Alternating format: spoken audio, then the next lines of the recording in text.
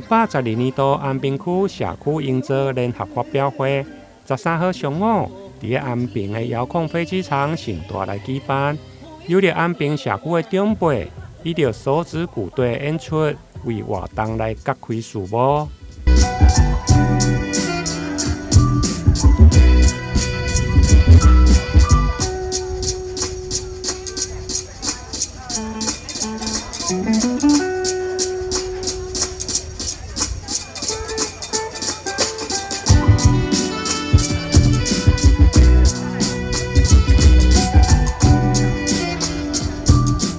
现场包括民政局副局长吴明熙、安平区长萧泰华，以及真侪社区团体，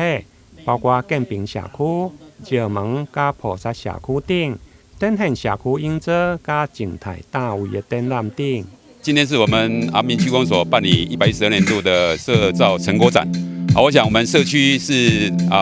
这些志工妈妈社区的民众都非常自主，将我们社区的特色都把它展示得非常好，尤其是有关动态的一些舞蹈，或者是静态的一些展览，都表现了像我们这边就有一个海洋风有一些非常棒的手工艺品展示我们社区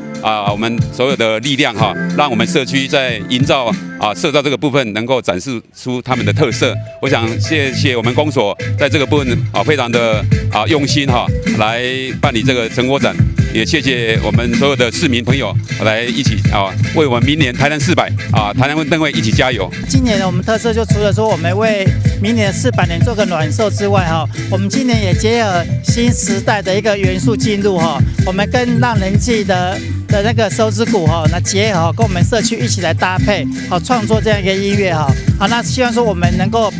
每年都把我们整个安平区的一个不同的元素、不同的特色能够展现出来那我们这边也会积极的去再请各个社区，包括说个人能够继续来申请我们这样的一个社造那我们整个安平区的成果能够一一的呈现